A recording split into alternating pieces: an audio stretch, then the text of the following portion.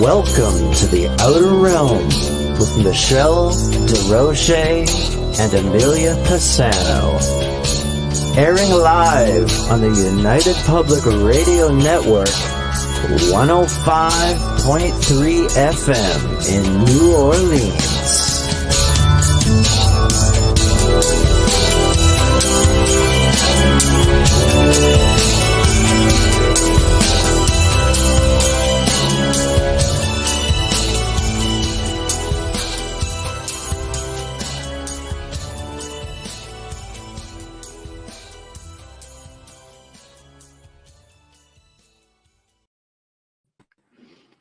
Good evening, everyone. Welcome to the Outer Realm Wednesday night segment. Just noticing for those tuning in, we're having issues with anything Facebook. Our both pages are currently down right now. So for whatever reason, they showed great, but just head over to the Outer Realm YouTube, please. That's where you can chime in or find us on Rumble. You can chime into the chat room there. It's where it's most active. But Facebook is just, they're making it harder and harder for third-party streamers. So just don't be there. Anyway.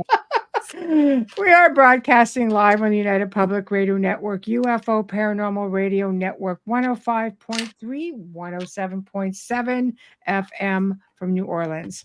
We're fully sponsored by the amazing, incredible people over at Folgers Coffee who have been a part of our journey since the very beginning. So thank you, Folgers. We appreciate you so very much.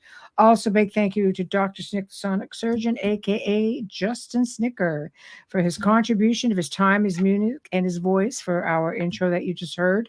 He's an award-winning composer of Halloween horror and sci-fi, dark wave electronic music, which can be found on all of your favorite streaming platforms. Also, big thank you to Steve McGinnis, the artist behind our banners and logos. Check him out on Facebook and Instagram. Also specializes in the horror genre, but can do any commission piece and does great stuff, especially like pet stuff, which I just love. Anyway, so tonight we welcome for the very first time Todd Clements, and he is the owner, director, and author of The Haunts of Mackinac. So he's got a book, which is Haunts of Mackinac Island, of course, and near and dear to me, and we can get into that later. But anyway, he's going to be talking about pretty much everything there. He wrote this book. It just did amazing things, and he decided to set up haunted tours and haunted walks. I've been to Mackinac Island, and it's just an incredible place. And I mean, we're talking a long freaking time ago when I was there, and my parents actually honeymooned there, which is kind of a lot of people. It's been around for a long time. It has, and then they took us, so we thought, wow, this is actually pretty cool. And I, knew then at a pretty young age of being in my teens, what was what and what was happening over there. And I just thought, oh my God, I love synchronicities. And this page kept coming up in my profile. And I'm like, I need this. It's like somebody's trying to tell me something. So Todd basically is the go-to guy for anything pertaining to the haunts over here. And there's a lot of history. There's so much to this place. It's just been unreal. So anyway, some of you may have seen him on Ghost Hunters. Some of you may have seen him on Expedition X and other local media outlets, but he's definitely got stories to tell. So we're just going to wait for him to come on in and go from there. In the meantime, I'd love to be able to just mess with this Facebook, but it's just not going to let me. Can I do this? Yes. Why don't we do that while we're waiting it? Okay. So all the names are in. Everybody's there. So I'm picking names. Hopefully you're tuning in, whoever it is. We're just going to, okay. Yep. Put it in one of my favorite vases. I know. Yes, I say vase, not vase. Oh my God. Kathy Henley. Woo! You won the book. Congratulations. I know. Kathy Henley, please message me on Facebook, and I will put it up also on our page. There we go. please message me on Facebook where I can send it to you, where I can mail it to you. Congratulations. You're going to love it. Okay. You're absolutely going to love it. I'm just playing with like Facebook, and I think they're both up. Yay. I know, which is fantastic. So, okay, good. One more thing to go. Head. I am just like, what the hey is going on with all of this? That's all I've got to say. Okay. Yeah, Mackinac. I was watching tourist videos of it today because I forgot how beautiful it is. Because I know all about the fort part and everything, but when you see the hotel and the history and the families, it's just stunning. Yeah, it's a beautiful place and very fond memories there. I think Todd is coming in. We don't have any image or anything like that. Todd, if you can hear us, you have to give permission, I think, for your camera. Because I just see like a white screen. I don't see like anything at all. So if you want to maybe pop out, come back in. That may be a way to do it. But yes, is it Mackinac Island in Michigan? It is. Yeah. Oh, it's a beautiful place. It is just a beautiful place. Okay, I'm just looking here because I'm seeing things that, there we go. Oh, things are just looking like totally shabby. I'm going, oh, wow. All this stuff. I know. I think the weather too. Hi. Oh, I swear. Think the weather as well. I sent out a package and I've got the receipt here, and I won't say who I used to send it. Right. They charged me $3.28 for gas. That's interesting enough. Really? I'll just drive it down myself. I'm going to try to bring you in, Todd. At least if we can hear you, because we don't have a camera. So let's bring you in. Okay. Can you hear us at all? Nope. Did you give permission to use your microphone and camera, both of them? Yeah, because we can't see you at all, and nor can we hear you. So try again. Google Chrome works the best. Just a little bit of a hint. Everything else seems to have hiccups for some reason, but yeah. So definitely, you want to try back in. Usually when you sign in, it'll ask you for permission to use your microphone and camera. So we'll try again.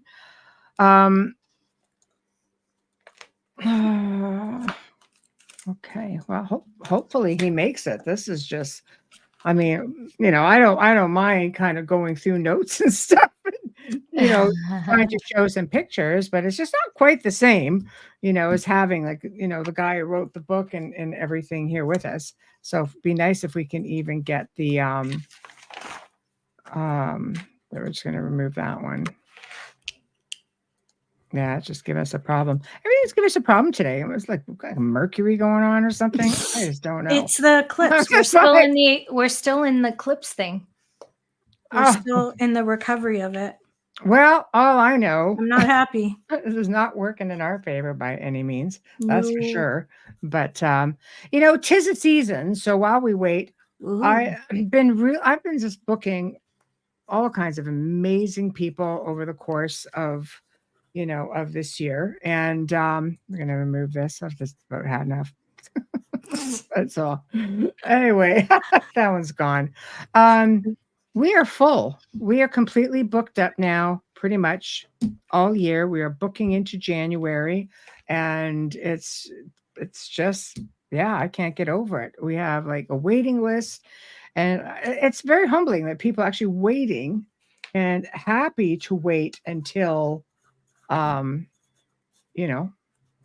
6 months, 4 months. It's just very, very humbling. So we thank you all, and we thank you all for your guest suggestions as well. Okay, Todd is here. I'm just trying to see. Todd, can you hear us at all? Because we can't see you, and we definitely can't hear you. Private chat. Oh God, there we are. I hear you fine. Okay, working on it. Okay, that's fine. Okay, excellent. Keep working on it. That's great. We definitely I'm glad you're here and you can hear us. That's fantastic. So we'll just leave you here and going to try my phone. Excellent. Okay.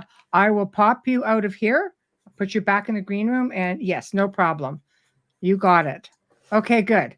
I always forget about private chat. I swear to God. Thank God for private chat. So he's working on it, people. I Yeah. can't even get to it. I don't have my keyboard up here. No, that's okay. That's okay. That's why you have to text me. Hello. Hello. Yeah, the phone may work out really good too. So that whatever we'll take whatever we can get at this point. But Yeah. my gosh. So, and just so everybody knows, tomorrow we're going to be, well, it's what I call a pre-record because we have Mark Ollie and who's coming back on all the way from the UK. So we always do afternoon things, and we're talking about the mysteries of ancient Egypt. So he's an archaeologist, well versed in many, many things, author of many things, very open minded. He's just certified up the eyeballs. But for those of you who follow our YouTube page, you guys, I'm going to put it in live mode. So it's there right now. So you guys could go in and set a reminder. It's going to be 2 p.m. Eastern time. And for those of you who are around and would like to have a listen and participate, it will also go to Rumble at that time. So we're going to have 2 platforms where people can join in and listen to the whole interview before the pre-record happens, because it's hard with a pre-record. You got questions and comments and we just can't do anything with it. But this is for our members only. It's not going to be anywhere else, and you won't see it going across anywhere else until tomorrow evening at regular time. And of course, I'll be there to hang out and chat like I usually am, but only on the YouTube. I can't juggle back and forth. It's just like a whole lot of work. But anyway, just a treat for you guys. So Mackinac Island, I'm going to go up and show a couple of pictures is what I'll do until Todd gets in here, because he's struggling with technology, which don't we all know how that's going? We've had our share of it tonight. So I'm going to actually put up a picture of, this is the fort, and they call it Fort Mackinac, but realistically, it's not really. I'm going to try to see if I can bring up a page here. Okay, one second. Fort Holmes. And basically the story is it was British built. Fort Holmes is consistently referenced as a hotspot on the island. And I can most certainly attest to that because I was there. And oh, wait. Okay. I think our guest is here. Hear me now. We can hear you. Yes. Okay. We don't have a I'm on my camera, but I will take what I can get. I'm working on the camera. You're going to have to give me a minute for the camera. Okay. My computer didn't update not long before I tried, and this has worked before, but it didn't work this time. So I don't know if my computer did. It happens. Changed something. We will take you any way we can get you. They have, Amelia mentioned we've got that eclipse going on tonight, so that could very well be messing with things too. And I have Verizon, so that wouldn't. Verizon's working. It's my internet that's not. Right. Hey, we'll take what we can get, and if you can, work on getting an image, and that's fantastic. Yep, I'm working on it. No problem. I'm actually moved out to my car. Oh no! Because it's just quieter, and I don't have to worry about any interruptions at my house. My daughter used to do that with her meetings because the dog would bark. I have a dog, and he does bark from time to time. It's okay. We're pet lovers. My kids are home, and one of them has a friend over, and my wife's there, and I'm just like, it could get bad if I told them all to be quiet, but you never know, and something's going to go and the dog is going to start barking, and next thing you know, Oh, for sure. It just works against you, right? Yep. So, well, welcome to the Outer Realm, Todd. It's great to have you here. Thank you for having me, for sure. Pleasure. It's funny. I was just saying how, with synchronicities, funny enough, my parents' honeymoon there decided, as teenagers, and I had 2 younger sisters, we were going back. That's it. And very, especially at the age where you're super intuitive, and I'm walking around going, why would you bring me here? Oh yeah, it's crazy. It was crazy. But then you kept showing up. You kept coming up in my stream. I'm not on social Oh, media a whole lot, but all of a sudden I'm seeing the haunts of Mackinac coming up. I'm like, all right, we okay, have been like within the past like 3 weeks.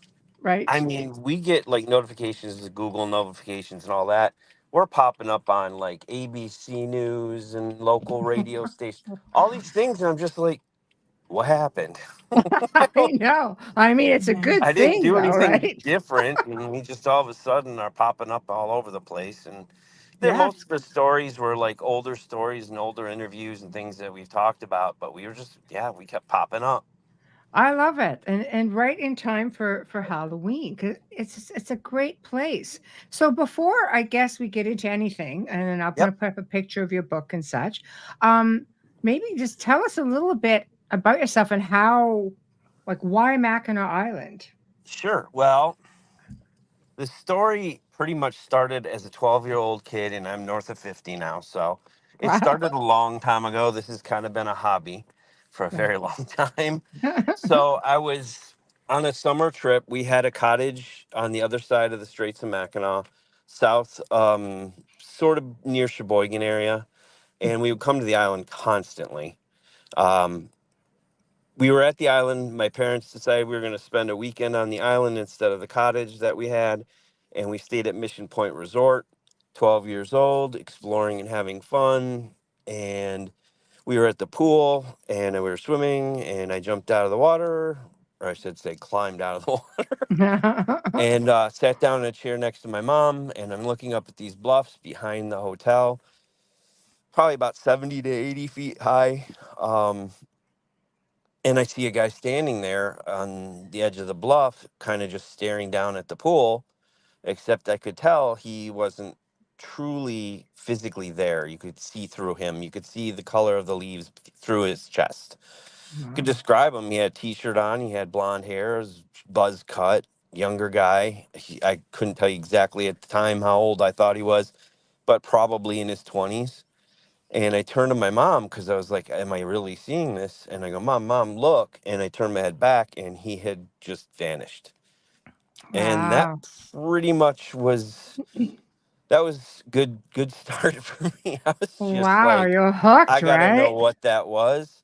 I gotta know what I just saw. The TV show In Search of with Leonard Nimoy was on at Oh, the of time. course. Yeah. So I was Yeah. watching that every weekend. I was reading books by Hans Holzer. I got the Yep. Time Life series. I was doing all these things, hearing about this couple called the Warrens.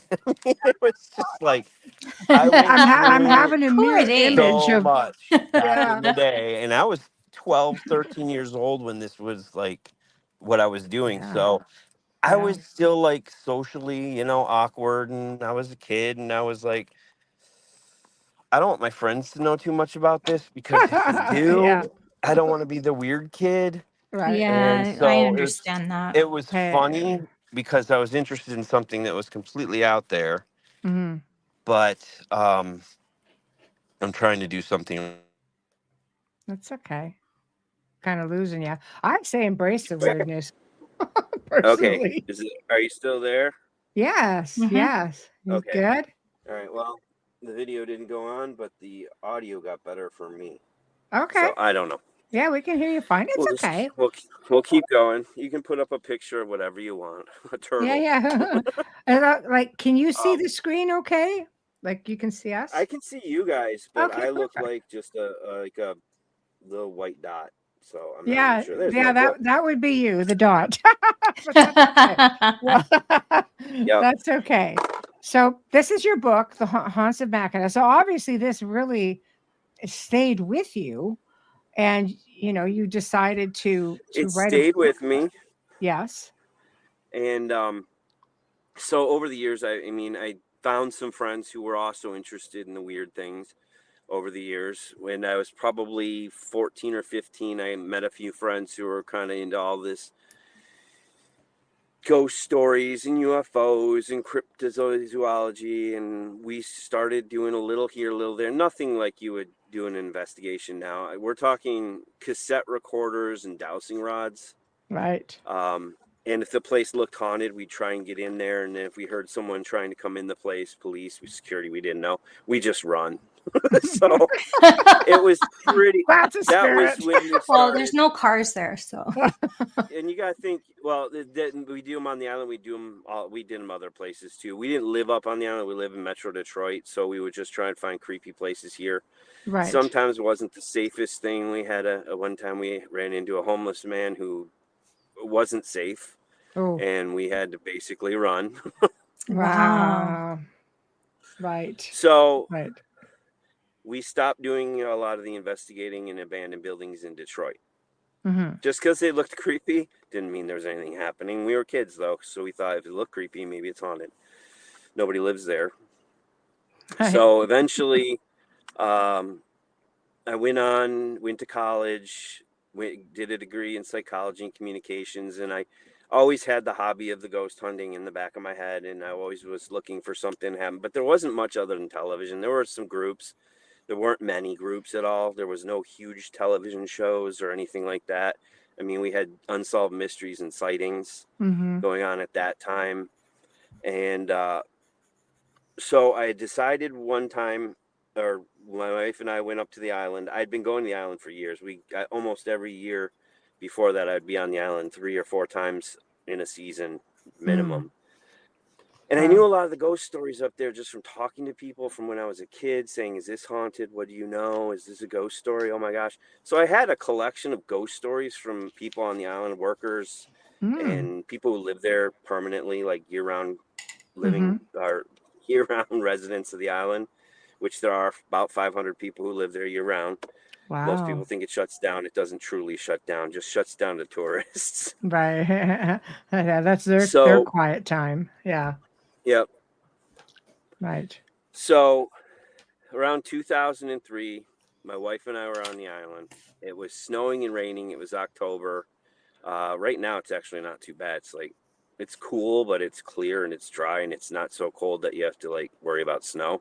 But when we were there, it was snowing and raining. So it was really miserable weather. We go to the bookstore and I asked the manager of the bookstore, do you have any Mackinac Island ghost story books? Because I was been interested in the ghost stories here since I was a kid. I've never seen a book here. And I'm just wondering if anything's come out. She goes, we don't have one, but I wish we did. Ah. Oh. Bing, bing, bing, So, bing. Right. Right. Wow. So at the time, I was doing a little bit of freelance writing. I was doing training manuals for small businesses, technical writing, which if you write is not fun. It's really kind of just like writing instruction manuals for people to do their jobs. It's tough. That's a hard job.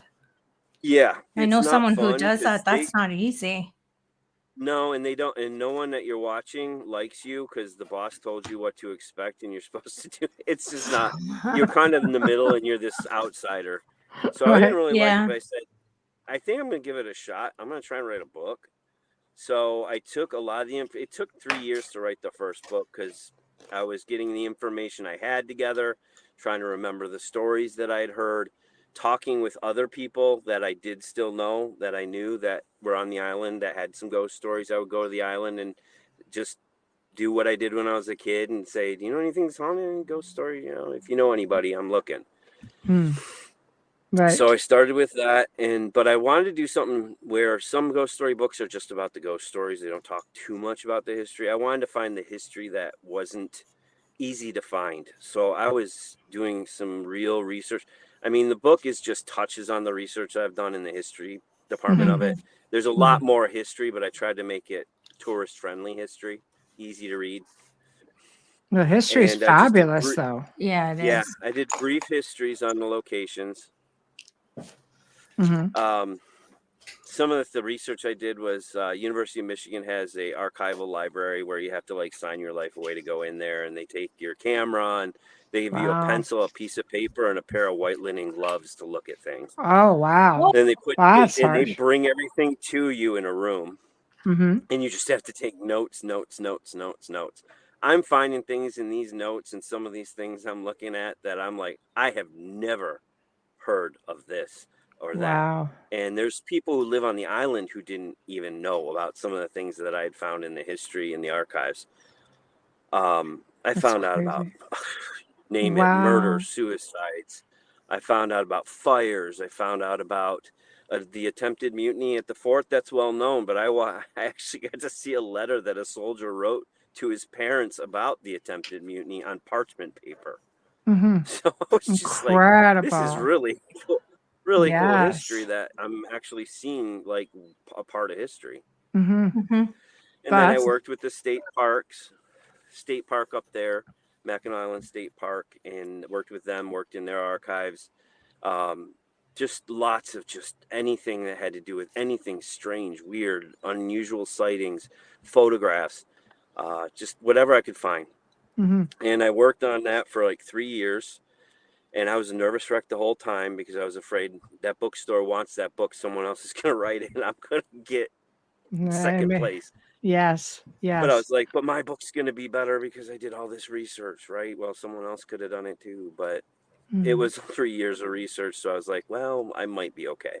Mm-hmm. So That's I a lot. quietly did a lot of this. I self-published the book. I had a publisher, but I was like, I can do this. I just got to find a print press.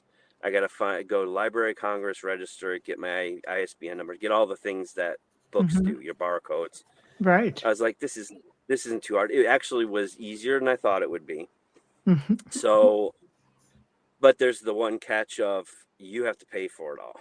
Of So I was course. like, I take Yes. a risk.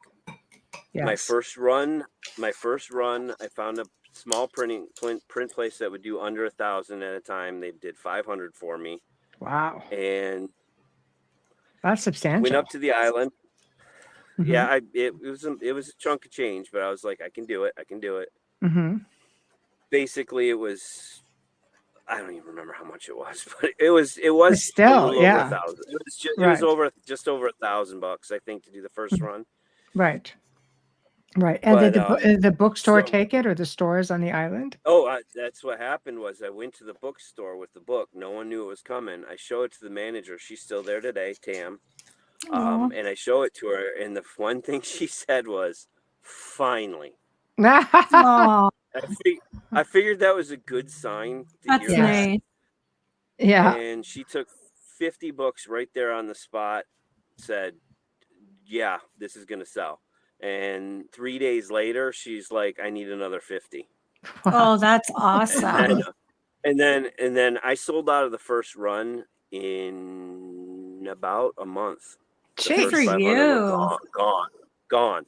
Yeah. And it was September when the book came out, and they closed the island basically down to tourism at Mm-hmm. the end of October. So Mhm. I ran one more print of 500. I was like, cool. Made it through about 400 copies in that towards between the first run and the second run. About 900 copies went in 2 months, about 2 months. That's Oh, that's insane. excellent. Yeah, that's insane. That's crazy. Good for you, Todd. That's fantastic. Yep. So, And then after that, the book took off. It's been the #1 selling book on the island at that bookstore for 18 years. But wow. it's amazing because you have so many people It staying at still that hotel. blows They're my going to mind. want it. Oh yeah, I mean, there's so many and then once the first book came out and I became known. Some people loved me, some people hated me because they didn't believe in ghost stories and all that, and that's No, all for sure. junk. But it's That a type happens, of but the people up people there. Some of the residents are Oh, pretty. yeah. Like you had the governor of Michigan at a cottage there, right? Like for a long time. She's there every now and then. I've never seen her on the island, the current governor. I saw Right. the previous one twice. Right. But usually they stay in the cottage. They don't get out much. They might do an event maybe at Grand Hotel or something, but Sure. they usually sure. don't get out and about. So Right. the book came out. The book was a huge success. People were coming to me with ghost stories now that I had a name for it. So there's this one time, and don't tell anybody I told you this story, but blah, blah, blah, blah, blah. I was like, really? Sure. So that happened for a bit. Right. Then the next year, I did book signings on the island at least twice a month. Sold a lot during the book signings, was still very green in the book world and didn't know what I was doing, but I just figured you just talk to people, Mhm. sell it. Tell your story. Tell them everything tell my story. Yeah. And I'm that, sure they were happy to meet you as well because oh am I yeah, coming too yeah, loud, yeah. Michelle? Okay. I saw That's- your My face. earbuds are in. I'm going. Oh no, I know. I have to. I can't hear myself, so I'll lower that. That's okay. I saw your face and I'm like, okay. Got a I'm little glad I bubbly- looked up. You have a little Sorry. bubbly voice. That's great. And it's like, what the hell is going on? Oh yeah, it jumped. How's that? Modern technology. But Ah, that last, the second year it was out, at the end of the season, right near Halloween, I said, you know what? I'm going to do like a walk and talk with the author. So I did a book signing and I had people sign up to do after that night. We were going to walk around and I was going to tell them ghost stories that were in the book, ones Mhm. that weren't in the book, other Mhm. just interesting things about the island. And I had 70 people sign up for it. wow. At 9 o'clock, 70 people showed up. And That's at awesome. about 12:30 in the morning, 12:30 after midnight, I finished. And in the Wow. course of 3.5 hours of walking and talking, I lost 2 people. And that was someone who was pushing somebody in a wheelchair and they were just tired and couldn't keep going. Yeah. And That's a another lot. guy came up to me when I said, I'm going to wrap this up. He goes, you're an idiot. You should be doing this every night and you should charge people to do it. And that next year, Right. we started doing the walking tour. And Yeah. the walking Guys. tour has been going ever since. Mhm. It changes all the time. Well, not all the time, but every few years we'll change it. We'll add a different tour. Mhm. We've done ghost hunt tours. We've done regular tours. We've done tours of specific hotels on the island. Then the second book came out, which was, we have so many ghost stories. I mean, I don't even know how to put them all together sometimes. I'm just like, That's crazy. well, this place doesn't have an interesting history, but it's got a ghost story. So what's the history behind the history? And sometimes I don't find anything. I'm just like, that's not a good story. So we don't even bother putting in a book. Because we have several free roaming ghosts on the island that we really don't know who some of them are. Hmm. They're seen in different locations. Mhm. We can identify them based on characteristics, like one rides around on a penny farthing bicycle, which is the one that has the big wheel in the front and the small one in the back. It really looks like you're gonna die on it. It's Isn't old timey bike. isn't it extraordinary though how a spirit can manifest an object? Yeah, I know. I still think it has something to do with memory. Yeah. Well, it would make What sense. you think of yourself is what you appear to be, Right. to an extent. I mean, that's why you always hear ghost stories. You don't ever see their legs and feet. Sometimes you just see the upper body, arms, and face. Yeah. If you Mhm. look in a mirror, what do you see? That's what you remember seeing, and that's Mhm. what you appear as, what you remember. And Well, most people aren't exactly. looking at their feet in a mirror or looking down at their feet and their legs and thinking about that. They're thinking about their face. They're thinking about what they look at, like from the chest up type thing. Mhm. It's a theory. That's just No, I a look it at theory. my feet because I buy a lot of shoes. it, it, You might appear as a pair of shoes. Yeah. so I have to ask, what do you think? Yeah. I mean, let's go back in time a little bit with some of the tragedies. How many, and then maybe you Mhm. can let us know, like how many of the hauntings revolve around the tragic history, and how many maybe are Some more do. recent. We Okay. have happy haunts. We have Mhm. sad haunts. We have scary haunts. We've got residuals. We have all kinds of different ghosts on the island. Mhm. I've seen a few. I mean, people think you're gonna go look for ghosts, you're gonna see ghosts. Since I was 12 years old, I've seen 5, and I've been looking. So I Right. don't see them all the time, but when you see them, you never forget what you saw. No, don't. It's really something. I mean, we've had other things. I've had physical contact twice. Hmm. Yeah, just anything you can imagine. We've had sort of conversations through equipment. I'm sure other people have done that, but Hmm. we've managed to find the history on some of the ones that we interacted with. Mhm. One of my favorite stories is one that we didn't have a ghost in this one spot. It's at Mission Point Theater. There was no ghost of a woman, There was a ghost of a little girl, and there was a ghost of who I think I saw when I was a kid, Harvey. Mm-hmm. So we had those two ghosts. We'd have little interactions here and there. We knew the little girl wouldn't come near men. We don't know why. She's scared of men, but she'll approach women, and she'll approach toys, but she won't approach men. There we go. She might have been abused. Then all of a sudden, that's what we think. We think something happened where something happened with a man. She's scared of men. He could have killed her if she's little. That we don't know her name. We've had a couple. So we had no idea what her name was. She goes by the name Lucy or Abigail, depending on who you talk to. But we had two psychic mediums come on our tours and our ghost hunts, and they both called her Lucy, and there's no way they would have known that because they didn't know each other. They came from different parts of the country, and we didn't write about her. There was no story about her. Anybody. We didn't talk to anybody about her. You had to basically be on one of our ghost hunts to ever hear that name. So we really aren't. We don't think they had any connection at all. And they both said Lucy. Her name's Lucy. So we just started calling her Lucy. We don't know if it's actually her name, but that's what we call her. Oh, boy. But there was then we were investigating there in the theater for probably 5 years, give or take. We never had an adult woman. Nothing. And then all one of a was sudden, murdered there. There's been a few. But which one. The first one, I can't remember her name. At the theater, we don't have any murders. They're just resident. There's no documented murders that we know of in the theater.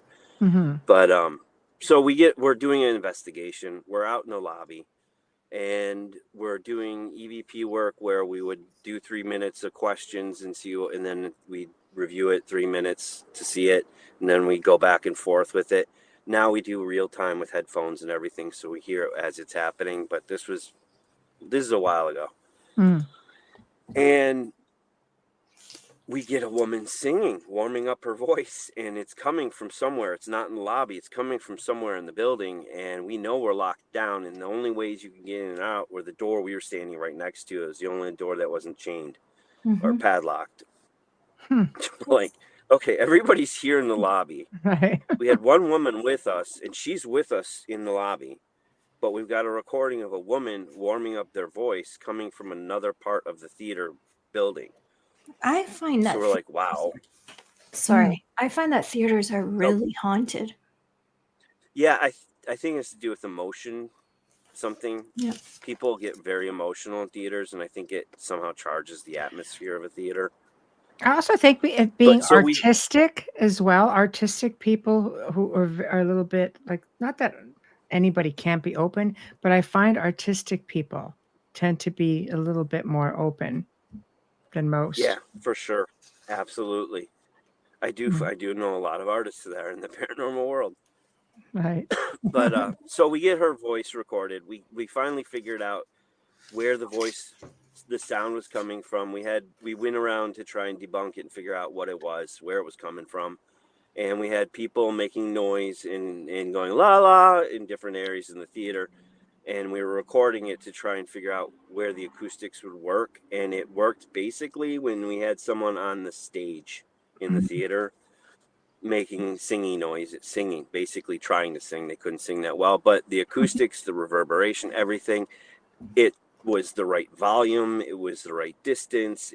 Everything sounded very similar. So we're like, the voice must have been coming from the stage, and there's nobody on the stage. So we're trying to figure out anything we can find out about a woman with the Mission Point Theater or Mission Point Resort. And so I'm going through records because it was a college for a little while. For 4 years, that Mission Point was a college, Mackinac Island College. And I'm going through the records of students, and I find two people. Oh, and I forgot to mention, we got the name Mary on an EVP. The name was Mary. So I'm going through the school records, just shot in the dark, to find a name that's associated with the building. And there's two Marys that were students at Mackinac College.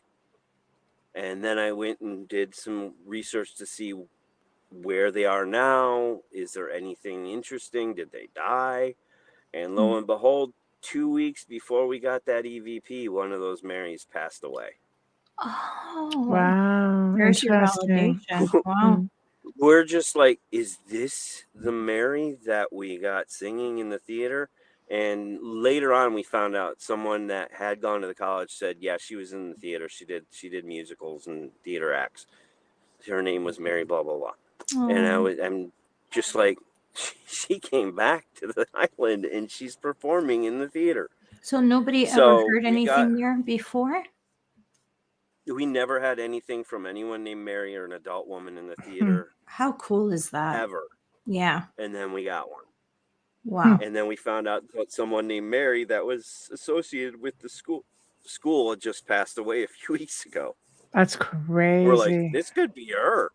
We never have been able to confirm it's her. Yeah, it's her happy place. Mhm. There's no way, obviously, you can confirm it's them. I mean, ghosts don't carry ID and things like that. And we have no photos of her, so we don't know what she looks like. And we've never seen the apparition of a woman, or I've never seen an apparition of a woman in the theater. We've got the little girl.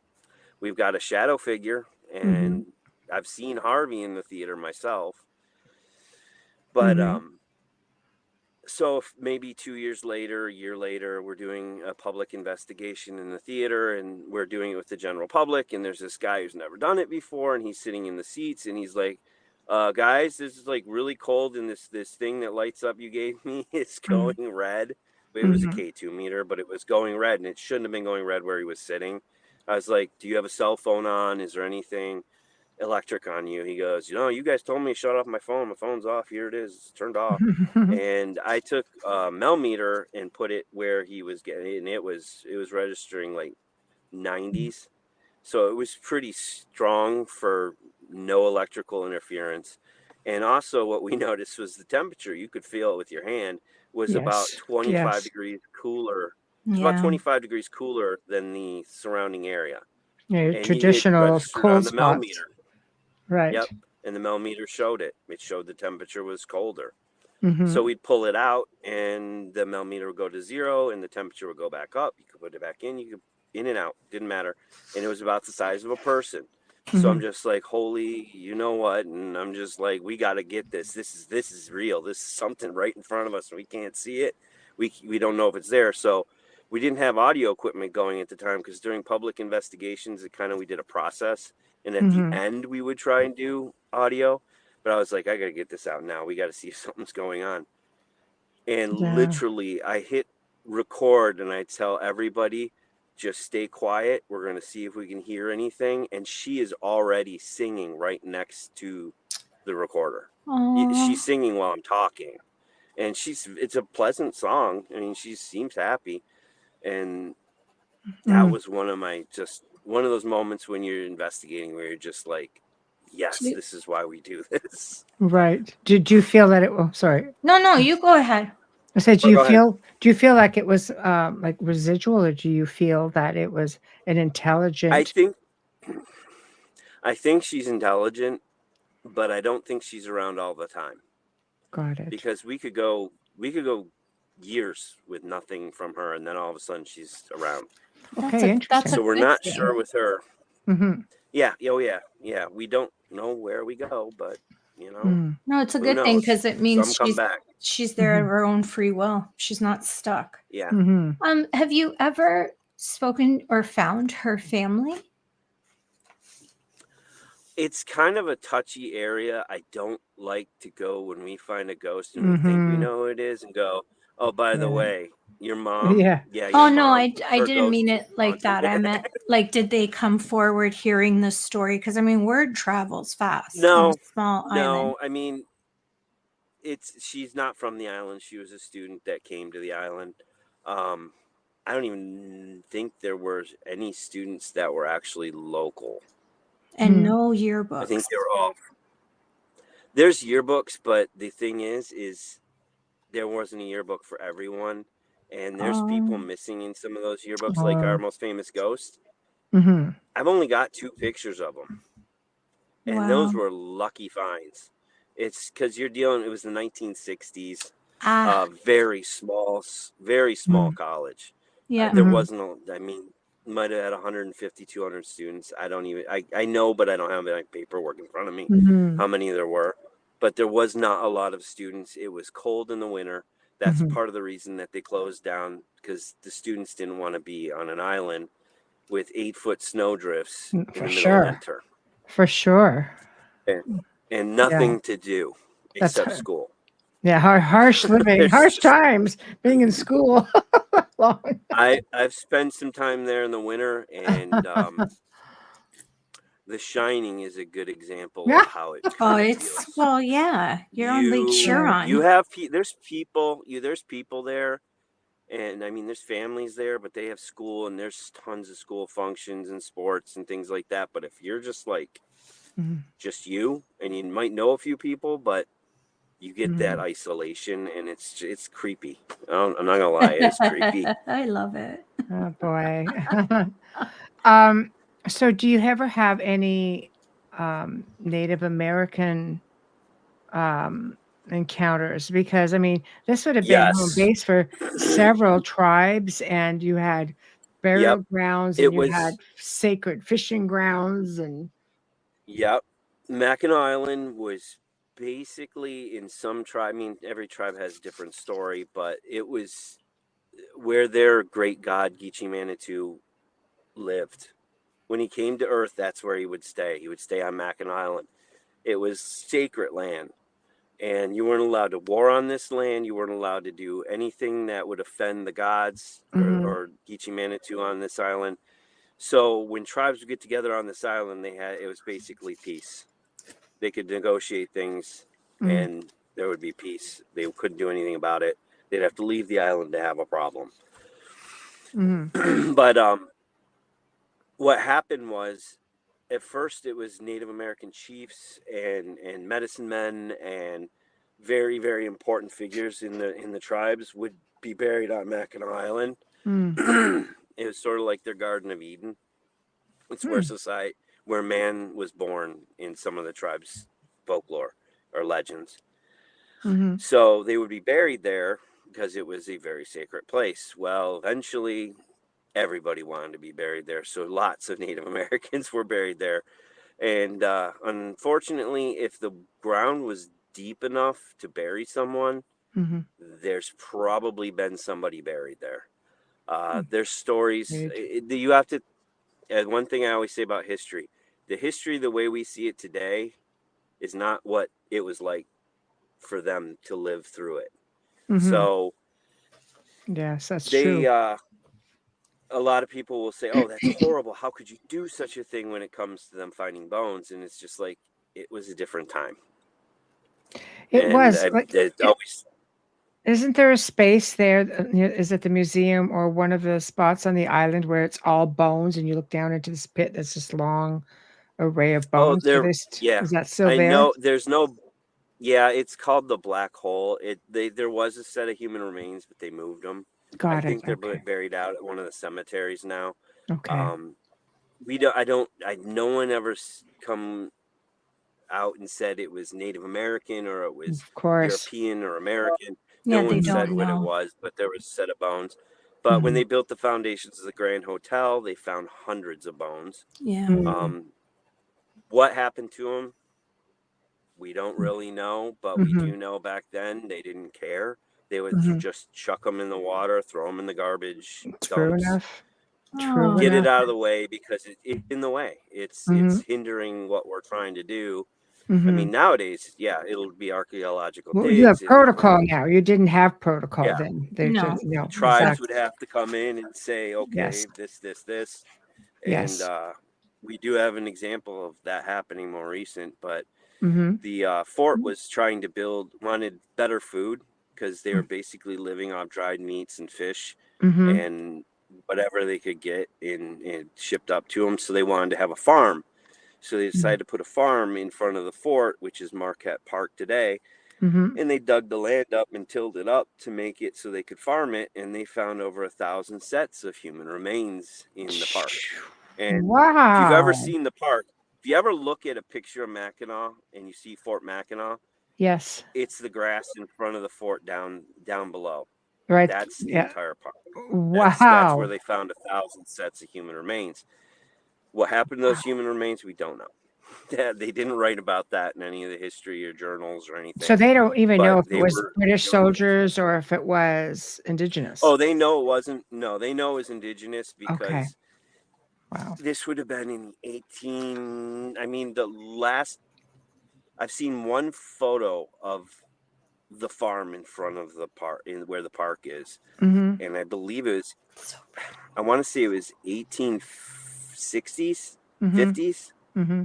So the farm was up and running before that. So we don't know the exact year for sure when they put the farm in there, Right. but it was pre-Civil War.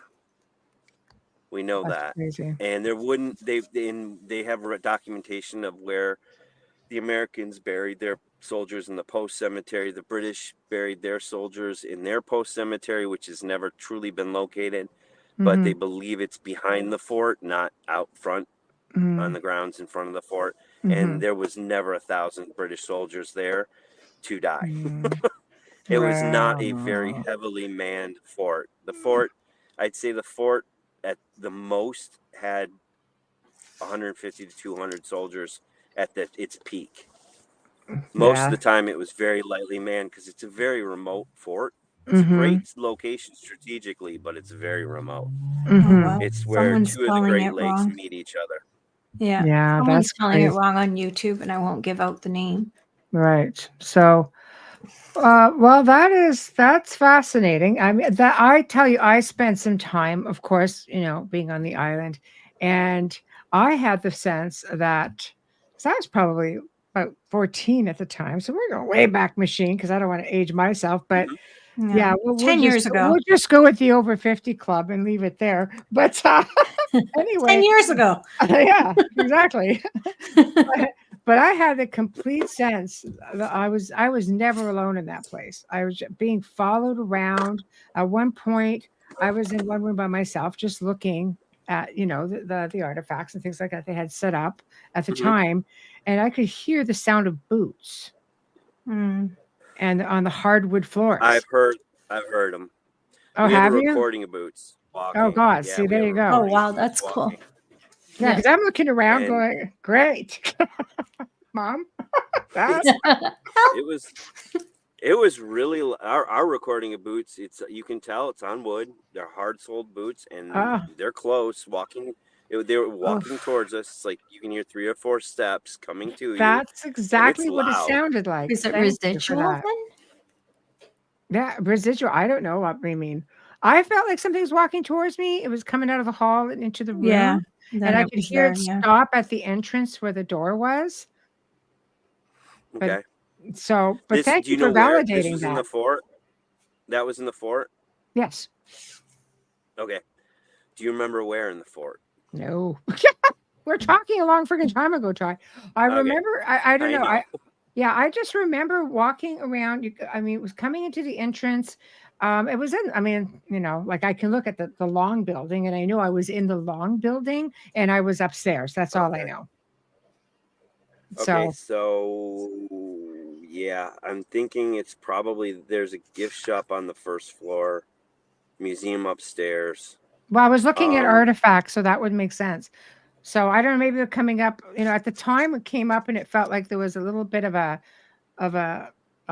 hallway between the space. It could have just been a display, but I just felt something coming in. It came up right up around the corner, came right up near the entrance because I was standing up where I had come we do up. have there's a number of ghosts at the fort.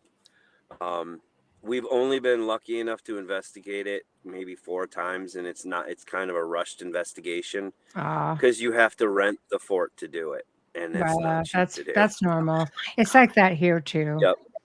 Yeah. It's a lot of money to rent the fort, and we had Strange Escapes. Amy Bruni did Strange Escapes. She came up she's been up several times, but 2 of the times she rented the fort for that.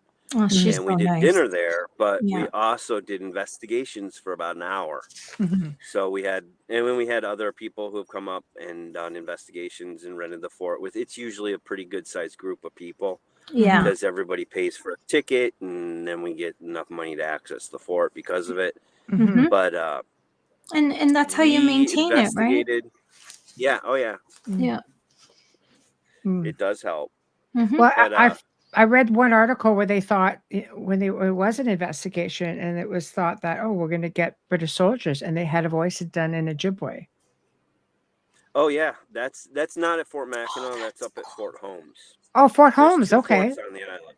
Oh, okay. Fort Okay. Holmes is a very small outpost style fort. It's Got not it. big like Fort Mackinac, Okay. but Interesting. they reconstructed it. When we did I was actually there when they had that Ojibwa, and I was the one who recorded it. Oh, that is so Beautiful. cool. I love It that. was another group of it was a group. It was a Haunted Travels, the Haunted Got it. Travels group, Oh, I Right. wish you brought and that. we were up there. We Right. were up there, and we were basically before they reconstructed the fort. It's a replica that's up there, but it was just a dirt mound and a gate. Right. It was just a square dirt mound that was the old fort. They had some wood on the top, and like you could tell there was something used to be there, but it burned down twice. The originals. Well, So of they course, they always. just reconstructed it a few years ago. Mhm. Yes. So we're sitting inside the square, Mhm. the square of Hill, and we're sitting in one of the corners, and a bunch of us were sitting there, and we were doing an EVP session, just seeing if we could get anything, because there are reports of British soldiers roaming the fort. There's usually 3 of them. There's a short one and 2 average height ones, and that's what we thought we were going to get if we were going to get anything. And then we're like, we had a guy with us who had a medicine bag around his neck, and he has Native American blood. And he's just like, let's put this by the recorder. It's a peace offering. It's basically, if anyone's here, maybe they'll come and say something. Puts it down. Within a few minutes, we get the Ojibwa, and they see Miigwech. And it's clear. We could hear it says Miigwech. And I'm like, I have no idea what that means. Well, he knew Ojibwa, and he translated it. And then I fact checked him, and it's true. He was telling the truth. It means thank you and appreciation in an Ojibwa tongue. Oh, that's Aw, fantastic. I love Wow. that. So we got another language saying thank you. That's excellent. Aw. That's excellent. And you feel good about it, right? You don't feel like you're Yeah, oh, yeah. intruding. No. Oh, I mean, that's I'm awesome. the type of investigator that is very, very appreciative, respectful. If they tell us get out of here, we leave. If they say they want to say something, we listen. We say thank you. We say I'm very polite. I'm not one of those run into the building and scream, "Come get me" types. No, yeah. I mean, Same. Yeah. I even explain the equipment and how it won't harm them. It just lights up. If you get close enough to it, you can actually move the lights by approaching it, or you can change temperature, or you can make all kinds of things. We have all us ghost hunters, we all have lots of toys. Of You course. have Preaching to the choir. but you have a Yeah. soothing voice, so I could see why they can, they're comfortable communicating with you. Well, You have a sweet, yeah. I'm just, I always tell everybody I'm as normal as anybody else. I just just me. I'm just laid back and try not to stress about anything. And I approach everything as calm and kind as I can. But sometimes that backfires. I could tell you a story about when it backfired. The stage is yours, so take it away. So we were doing an investigation, and there's a sound stage. When it was built, it was the second biggest sound stage in the world, which is next to the theater. It's not even close to the biggest ones today, but back in the 60s when it was built, it was huge. It's where they did most of the interior filming for the movie Somewhere in Time, was in that sound stage. We're investigating the sound stage, and we know there's several things moving around in there, several entities in the soundstage, but we get a boy, and he's coming back and forth. We think he's about 7 years old, roughly. We got the name David. He misses his mom, and we asked how many ghosts are in this area, and he said 7. There's 7 people here with me, besides us. And he basically are they all friendly? And no.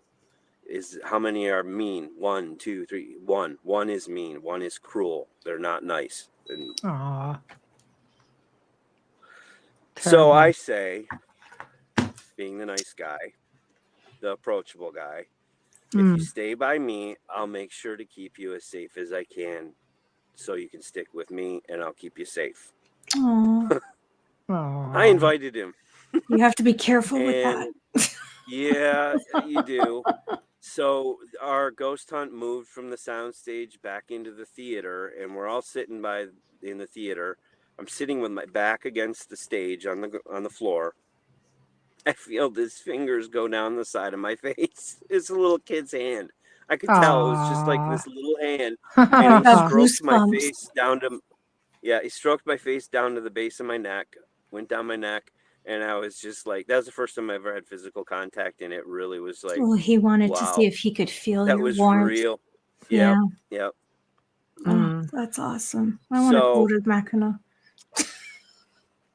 The next night, now I live downstate and I commute back and forth all season long. I have a place up there. I have a place, and my family's downstate, so I spend more time now that I have kids and everything downstate, and I go back and forth for managing everything with the tour. So I go home the next day. I'm sitting in my kitchen at my kitchen table working on my computer. And we have a butcher's block on my left-hand side, maybe 8 feet away from the kitchen table. And I see somebody peek out from behind the butcher's block. I thought it was my son, because he's about the same age at the time. And I'm like, go to bed. Do you know what time it is? Go to bed, being a dad. I didn't see him run between the butcher's block and the doorway to the kitchen, going back to where his room was. So I was like, well, maybe I just didn't see him. I go over there. He's not hiding in there. I go back into his bedroom. He is sound asleep, like out. He was definitely not in the kitchen. He was completely asleep. And I'm like, okay, maybe my mind's playing tricks on me. I could have sworn I saw a little boy. Go back, sitting at the kitchen table. And not only did he peek out this time with just like his head and shoulders, he took a step. I saw a leg, and I saw an arm, like in a hand on the edge of the butcher's block, like he was stepping out and peeking around it again. And then I saw it in my peripheral vision, but I could see it clear as a bell. It was a young boy. And I go, oh my gosh, it's David. I told him to stay with me. He's still here. Oh, he's still with you. Oh God. So I'm 263 miles south of Mackinac Island when I see him. Yeah, they don't have distance. No, he must have sat in the back seat of my car the whole. I don't know how he got there, but he followed me home. And, that's a chance you take. You put out the invitation. You have to be careful. Yeah. But so I knew what we had, the contact we had with him was he missed his mom. He was lonely and he was scared. So I just sat there and I'm just like, okay, what can I do? I don't want him following me around. There's a place he belongs and it's not in my kitchen. So I said, your mom is waiting for you. And I'm assuming that he was an older spirit, just based on how much energy he seemed to have to be able to manifest, touch me, communicate with us pretty freely. So he knew how to do things. And I was like, his mom's probably passed on since that he was passed on. I was like, go to the place that is, if you see a bright place, a warm place, your mom is there. She is waiting for you. She's been waiting for you for a long time. You need to go to her now. And that was the last we ever heard of David. He never came into my life again. He never was on the island. He was never in my house. I never had anything with him again. He moved on to wherever it That's is a we go good when we thing. pass away. We're Yeah, not a ghost. Mm. So it I was sounds the like he ghost was stuck. whisperer. Well, it sounds like he I was was the ghost stuck. whisperer. Yeah. Mm-hmm. Mm. It's very I think difficult, he was especially with scared. children too, right? Yeah. So, Oh yeah. but oh my goodness. But Let's. yeah. Oh, go ahead. Go ahead. No. I was just saying. Yeah, there's tons. I've had tons of experiences. So Oh my gosh, I love it. So let's talk about the Grand Hotel. Let's talk about some of your experiences okay. there, because let's face it, it's pretty much the pièce de résistance of that island. It's just massive, and you talked a little bit It about, is. you know, burials and while they were building it, and Mhm. who are the famous spirits there, and what do people experience? So we don't know who all of them are. We have an idea who one of them is. Mm-hmm. So there's, okay, let me think of them all. One we have a photo of. It's a very difficult photo to make out because this is when digital cameras were pretty new Okay. and they were low resolution, and it was far down a hallway. Mm. But it is the person who gave us the photo described what they saw and said, I do have the picture, but the picture doesn't do it justice. What I saw Mm-hmm. a man with a bear's head on top of his head, like a skin, bear skin. Oh, And he yeah, called him the indigenous. bear. We call him, he's the bear man. And he is standing, this guy was probably 200 feet away from him. I mean, he was pretty Mm. far away, but Yeah. he took the picture. You can make out there's a dark figure there for sure. And it Mhm. it looks strange shaped.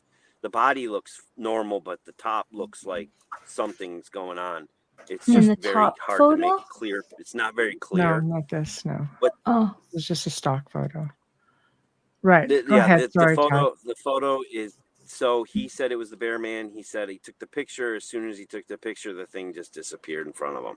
Mm. So that's one of them. And this is the only sighting I've ever heard of him, but he got a photo. So, I mean, it gives it a lot of credit because he's got the photo. And Oh, this for was sure. before there was a lot of ways to manipulate photos. The picture was probably taken in 2002, 2001 when he Mm-hmm. took the picture. Mm-hmm. But the book is what got him to come out and say, hey, by the way, I've got a picture you might be interested in. And he came and gave it to Yeah, me. you have to love that. You know, I put it in the book. Yep. Yeah. Yeah. Right. yeah, that's So Yeah. there's awesome. the bear man. Mm-hmm. There's also the story of the security guard with the keys. No one's Mm-hmm. ever seen him, but they hear him. They hear Mm-hmm. like a big ring of keys just chink, chink, chink going through hallways. There's a couple of people who've said they've heard him put the key in their door, and the door sounds like it's opening, but the door's not opening, and they hear the keys in their room, and then Mm-hmm. it stops. So Mm-hmm. we think it's a security guard or a maintenance man who roams around. You just hear him though. You know, no one's ever reported seeing him, Mm-hmm. but you hear him moving around. Another one would be there's a residual haunting. Mm-hmm. I've heard this from numerous people that are staying on in the rooms above the main dining room in the hotel. Okay. Middle of the night, they'll hear music, they'll hear clatter, they'll hear chatter, people talking, and So it's cool. coming from the floor below them, Mm-hmm. and they're hearing all these noises, and they realize it's coming from the floor, and it's like 2, 3, 4 o'clock in the morning, and they don't understand what it is. They'll call down the front desk. They'll say, "Is there, what's going on? We're trying to sleep up here. They're being really loud in the dining room. Can you tell them to stop?" And there's nobody in the dining room. Mm-hmm. One person that had experienced this residual party, we call it the residual party. They actually threw slippers on or whatever and went downstairs to see what was going on because it was loud music. They could hear chatter, they could hear glasses and plates moving, and they went down there, and the lights were out. The velvet rope was blocking the entranceway to the dining room, and there was nobody in there. Lights were out. It was completely quiet. Goes back up to their room, and he could still hear it coming from the floor. So there's no explanation for it. So it's paranormal. I mean, some people have said, oh, well, maybe they had a radio on in a room next door. Well, radios don't usually have the chatter of conversation, Mm-hmm. and you don't hear like glasses and people laughing and coughing and music. And it's big band style music. So They're in the they 20s, would have done probably, this. Yeah, right? it would Love have been it. 20s, 30s, Yes. 40s Mm-hmm. with, yeah, they never have been, no one's ever come out and said, I recognize the song, Mm-hmm. but they hear the music. It's such a Yeah, that's beautiful crazy. hotel. So, Now, when was the hotel built? 1887 is Wow. Okay. ringing the bell. So I have a yeah, lot of But it was dates. I believe it's 1860s. 1880s. you can get it. No, it was That's 18. a good array of that's a big time period. You could Oh, get. there's been so many things that have happened there. Mm. Trying to think of some of the things. The phonograph was introduced to the public at Grand Hotel. Wow. Mark Twain stopped there and stayed there. I mean, there's been people that, over the Mm-hmm. years, there's been a lot of different. Mark Twain not long before he passed away, went on Wow. like a world tour, speaking tour, and he Mhm. stopped at Grand Hotel. Mm. There's been numerous Beautiful. presidents who've stayed there, heads of state. I mean, Mm-hmm. celebrities. Yeah. Unbelievable number of celebrities who stayed there. Mm-hmm. 5 U.S. presidents. Yep. 5. Harry Truman, John Kennedy, Gerald Ford, George H.W. Bush, and George Bush and Bill Clinton. Well, we know Bill's been everywhere. Mm. But anyways, yeah. But Wow. and then there's been a lot of people have stayed there over the years. Mm-hmm. The most active goes as far as like activity goes with the Grand Hotel is so when I was doing my research in the archival library, I came across the story of a little girl who passed away at Grand Hotel. Mm-hmm. Her name was Rebecca. It was an accident. It was no foul play. She was leaning against a screen in a window on an upper floor, and the screen popped out, and she went out with it. Oh. So she didn't survive.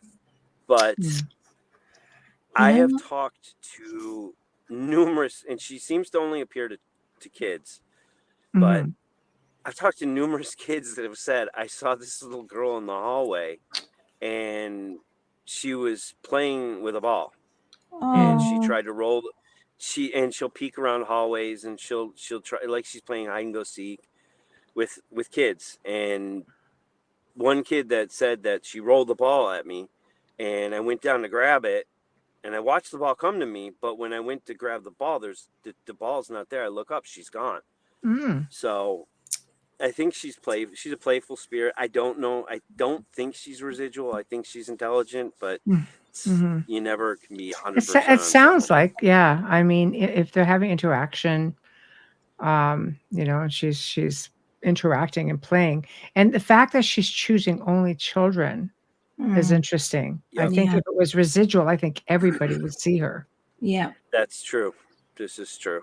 Right. So she's Then picking and choosing. there's an old legend. There's an old legend of a haunting. She hasn't been seen. I haven't talked to anyone who's ever seen her, but it was written in one of their old publications at Grand Hotel. For years, the Grand Hotel, it was forbidden by the owners, to talk about their ghosts. If you worked there, you were not allowed to talk about their ghost stories. It's very prestigious. No. So they sold it a few years ago, and the new owners are more open to it. They aren't letting us investigate or anything yet, but they're more open to letting people tell a story or two about a ghost. They sold it, so that family doesn't own it anymore? No, it's now owned by a big hotel. Of course, big corporation. hotel chains. Oh no, Davison Group. Oh, I But they lowered kept it it. though. I'll be honest. There are some good things about this big company coming in. They fixed a lot of things that needed fixing. I Right. mean, yes, they've changed a few things. That they redid the pool, which some people hate. I think it's great. It's perfect for kids. It's exactly what you want nowadays. The old pool was basically just a pool. It was big, but it didn't have any water slides or anything. I think people That don't kids like would make a big change. inflatable thing, but No, up there they hate change. For sure. I honestly, It's the prestige of everything. It's old world, right. you know? I don't mind some change, Yes. but I don't like seeing buildings getting torn down that are No. historical. They're I'm not surprised they historically allow that. significant, but Like they usually fight it tooth and nail. It's pretty rare that something comes down. Usually it's a condemned building or it had absolutely That's no sketchy. historic value on the island. Yeah, I so mean, they bad. tore an ice house down and everybody went up in arms. This It is was an sad. ice house. This is It sad was where they because put ice. I know, Yes. but it was from the 1800s. Michelle, I think it's your volume because I Yeah, have the no ice house volume. would. I'm low. I don't understand. I'm Yeah. not even near my microphone and I'm whispering. Yeah, I don't know. Am I loud for you, Todd? You're coming in perfect. Yeah, Okay. for me, it's like my volume is Wow. way down because that's I'm speaking. I don't know. I'll try again, but No, I don't know because I lowered it. it's not all the time. Every now and then you say something and go. I'm It's like, I'm not fuck. even near it. Like I'm I over don't a know. foot away from it, got and nothing. it's It's less than middle. technology. I know. Technology. Could be just, yeah. Yeah. Okay. So sorry about that. Okay. I'm just checking. I'm just tinkering around. That's okay. So, I'll whisper. so though you have modern and then you have the older ones. So what's the most, I guess, recent ghosts? You say you have a lot that just sort of stop in and they just randomly stay I there. mean, Why? I mean, mind you, I It- loved it. I'd probably go back. I think there's some things about the island that make it more active than other places. I mean, just scientifically speaking, there's some things about the island. I mean, it's Mhm. brecciated limestone and quartz. The Yeah. island is basically a huge chunk of quartz. I It mean, is. not quartz, but it's Yeah. it's mixed in with the limestone. Yeah. Yeah. It's the same material that Stanley Hotel is built by, and everybody knows about Stanley Hotel. Well, That's The limestone, Shining. yeah, it magnifies too, much I like wonder- quartz, right? And Yeah. basically the island is just a huge chunk of it. I mean, it's Okay. most of the island is limestone. It's Right. everywhere. It's literally everywhere. We have huge formations. We have arch rock. It's all Yeah. limestone, Yeah, they and had it just to. wears away over thousands of years. They had to use dynamite to break Yep. the ground for the swimming pool because it was Yeah. all Yep. limestone. I mean, that's why when I was talking about if there was enough soil to bury someone, Mhm. most places you dig, you can't get more than maybe a foot down, 2 feet if you're lucky, Yeah. because you hit rock, you hit the limestone. Mhm. There are pockets though that there's deep dirt up where the cemeteries are. Some areas downtown. I mean, there's places that you can dig deeper, but Mm. there's a lot of areas that are just limestone. And we also have currents running around the island in the water, in the lakes, Yeah. that Oh, are very, very strong currents, which are dragging rock and sand and soot across the bottom of the lake bed, Mhm. which doesn't produce a heck of a large charge, but you do it with enough volume and do it long enough, You're you get surrounded a by small water. charge from that. Yeah, it's deep. an island in the Yeah, middle it's- of Yeah, the water. exactly. And the water's 200 feet deep in some spots around the island. See, Yeah. So I mean, that's it's insane. it's The Great Lakes are really deep. Um, Oh yeah, Superior's our big one, but Yeah, but that's the deepest. yes, absolutely. But Yeah, so we're we up have there that. too. We have hurricane force winds come through that area, Yeah. sometimes 90 miles an hour. Mhm. Yeah. I mean, people don't think of that, but yeah, the Great Lakes get some real storms. I Mhm. mean, they're not a hurricane, but they definitely are like a cousin to a hurricane. Well, Right. that's. I mean, they've sunk freighters. Some I of was the going to storms say on the lakes have that's. sunk freighters. Yeah, Edmund Fitzgerald. Yeah, Yep. exactly. It was huge waves, and they believe it broke in half when it Yes. went between two waves. Yeah, apparently it did. Because it's in two pieces at the bottom. Yeah, Mhm. it's really. But it's sad. so deep that you have to actually go down with like Mhm. ROVs. A person can't go as deep as it's sitting. No. It's too deep. I mean, they managed and to it's get dark. there. They were It's able like to going deep retrieve the sea. ship's bell, right? So, Yep, and the bell yeah. is sitting in the museum. It's not too far away from where the wreck was, but there's a museum Mm. at Whitefish Point where the bell Yes. sits. Yes. Yes. And that's another funny attachment to that is there is an old freighter called the Valley Camp in Sault Ste. Marie, Mm-hmm. and they have some of the memorabilia, the lifeboat from Edmund Fitzgerald. They have some things there, and the Valley Camp has hauntings, and they Yep, I've think been to it that may have museum. come from. Okay, so they think Yeah. some of the Oh, things might have come from the Edmund Fitzgerald. I could see that. That's crazy, though. That's cool. Yep. Wow. I The need to- maritime hauntings are crazy, aren't they? Oh yeah. We Like- don't have. I mean, we have some around the island. They're very rarely ever reported or seen. But we there's stories of the Griffin. The Griffin was the first mass ship on the Great Lakes. Griffin. LaSalle, the explorer LaSalle, who named so many different things in the United States. I mean, he named Lake St. Clair, and which is like Yes. a minor version of one of the Great Lakes. Yes. He named it because it was St. Clair Day. Crazy.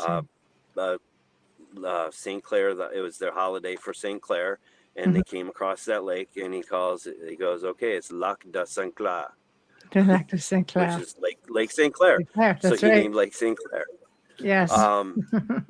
But he went the story of the Griffin, which is one of our maritime ghost stories up on the island. It's got a lot of things that just are they say it hasn't been, it might have been found, but the people who found it are keeping it under wraps because it'd be a major historical find. So it went through the straits, went to somewhere, I believe it was near Milwaukee or Green Bay. I think it was Green Bay, but I'm not 100% sure. And they went there on their maiden voyage. That's where they stopped, and they were going to pay for the ship by loading it with fur. They were going to do fur trading and fur trapping, and then they were going to load the ship with the furs to bring back to near Buffalo, New York, is where it was ported at, where they originally set sail. They were going to bring the furs back as payment for the ship. So they loaded the boat up with furs. A skeleton crew took the ship. LaSalle went on adventuring, kept on going with a bunch of the other people. And I think they had 7 people on this ship. It wasn't huge, but it was the first mass ship. It was pretty big for its time. So There's interesting. there's sketches of it. Yeah. But so they sent it back, and it disappeared. No one knows what happened. They don't know whether it got hit by a storm, whether it was attacked by a Native American tribe. They don't know what happened. The men that were on the ship were never seen again. The ship disappeared. But the one thing that made them realize something happened, the furs that were on the ship washed up on shorelines all through the Straits of Mackinac, including Mackinac Island. So somewhere in that area, it went down. They just don't know where. And the ghost story is on foggy mornings, you can see a mass ship coming through the fog, but it never quite makes it to you. Yeah, it's like the Dutchman. It disappears. Yeah, it just sort of disappears in the fog, but you see a mass ship. Once in a blue moon, we have mass ships come through the straits, like replicas and recreations of old ships, but it's not common. And usually they don't disappear in the fog like this one does. So that's one of our maritime. I like that. That's one of our maritime ghost stories.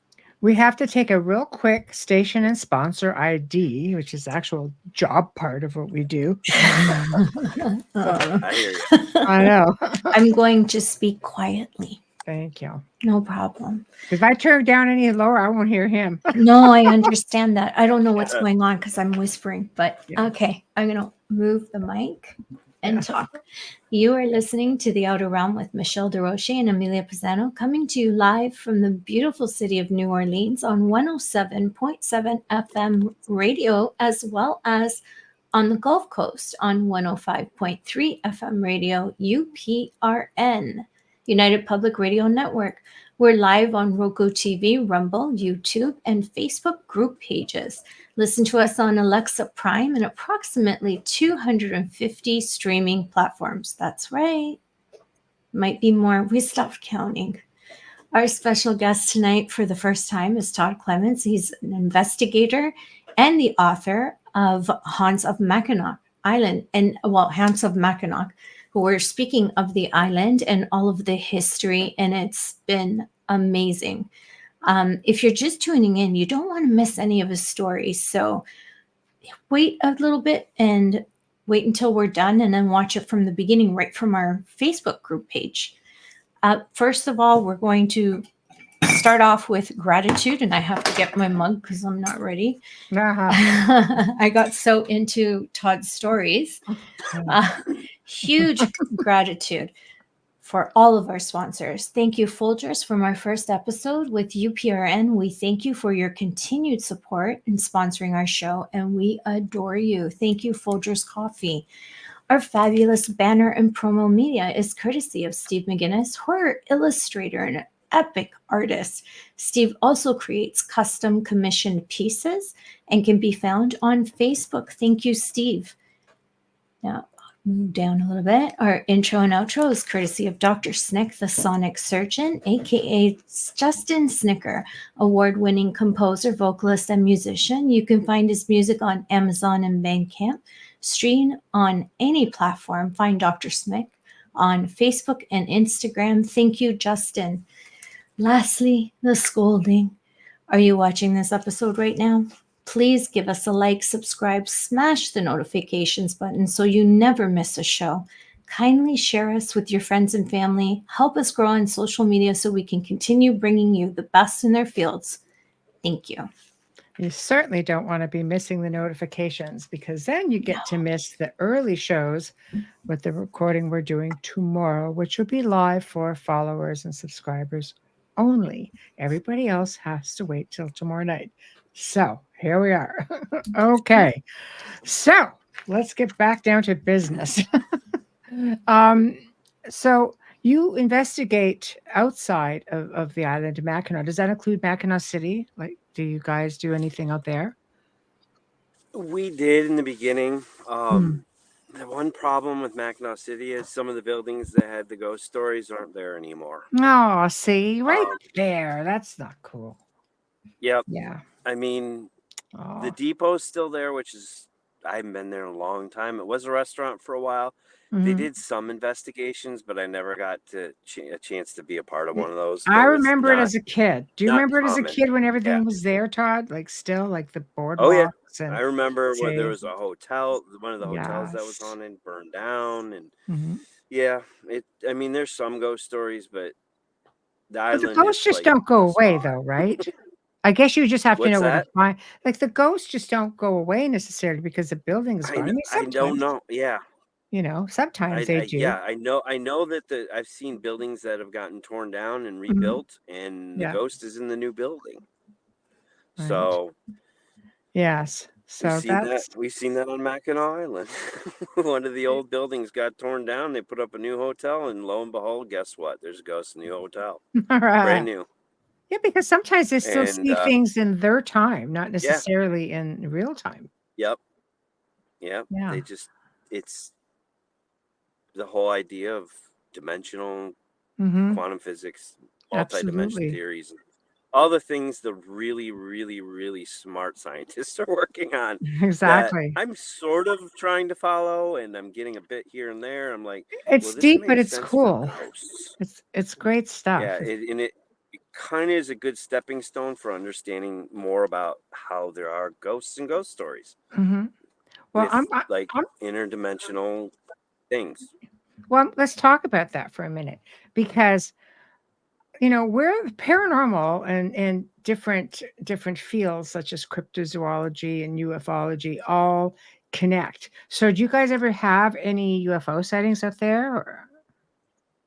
We've got a few. I've never seen Oh, one there we go. myself, but 'Cause you're right out so there. in You're the pretty 90s, isolated.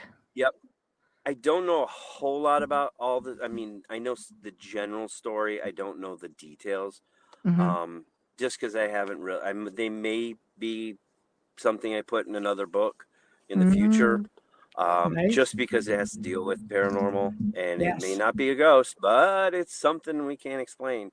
In the 1970s, we have the Mackinac Bridge, Yes. which is huge, and Yes. many people are deathly afraid to drive across it. I don't even realize I'm on it sometimes because I drive over it so much. Until I hit the grates. When you hit the grates and your car's going, making all this noise, you're like, "Oh yeah, I forgot I was on the bridge." I'm on the bridge. I mean, Yeah. you get used to it. The first, when you're not used to going over it, you're just like, "We're really high. Oh my gosh, this is really big." It's pretty brutal. Yes. It's 5 miles long. The bridge is Yes. 5 miles from land It to looks like the land. Golden Gate So I mean, Bridge, basically, right? yep, it's Okay. very similar look, different color, and Yeah, it's bigger. It's I'm gonna bring longer it than the up. Golden Gate. Okay, one But second. Let's bring this so in sucker the up. 1970s, there was a report of an unknown object flying around the bridge, going all over the place. And it got to a point where they were actually going to scramble fighter jets from an Air Force base up in the UP, Upper Peninsula. And apparently they got the pilots in the jets. They were doing pre-flight checks, and it disappeared. It was gone. They didn't get the fighters off the ground. And whatever it was that was flying around the bridge was never explained. So that's the most well-documented story of a UFO in the area. And literally, most of the island, you see the bridge. If you're anywhere on the west side or south side of Mackinac Island, if you look to your right, you see the bridge. It's pretty big. You can't miss it. And you're, Yeah. no, you're like 8 miles away, 7 miles away on That's the island from the crazy. bridge Yes. over the water. But yeah, it's because you have to very take a easy to see the ferry in, bridge. right? Yep, Like you have to you take ferries cannot to the drive island. up to the island. You have to take a ferry. Yes. No. Okay. But so there's that UFO. There's also been stories of there's an island right across from Mackinac called Round Island. It's part of a state park. There's nobody living on it. You can camp there, but most people don't camp there. It's very rare someone camps on there. They have a famous lighthouse called Round Island Lighthouse, and it's in a lot of Mackinac things because literally it's like right there in the water off the shore of Mackinac. So I've heard this from several people where they say they've seen lights flying on and off the island, like going straight up into the sky, coming down to the island. I've heard that story from 2 or 3 people. And then there is a video out there somewhere, which I've not been able to see, but I've heard people, they've talked to me about the people who've seen it. And the girl who apparently has the video, if she's listening, get it to me. I don't know if she's listening. She's in Europe right now. That's what her friend told me. I don't personally know her. I know her friend. Her friend saw the video and said, "You got to see this video." Well, but she's in Europe, and I'm just like, "Can you get it?" She probably forgot, and I never got the video. But she was eating dinner at one of the restaurants on the island, the Carriage House restaurant. It's in one of the hotels on the water, and they saw a craft hovering over Round Island. She pulled out her phone and recorded it. Wow. She has a record. Now, this is what her friend told me is in the recording. Whatever it is, it's not very big, but it's definitely above the trees. And then it goes into the trees. And then 15 seconds later, it shoots straight up into the sky. That is crazy.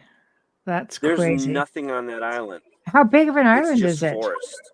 So is it a big island or just a small? It's pretty. No, I mean, it's very raw. It's like very, very wilderness.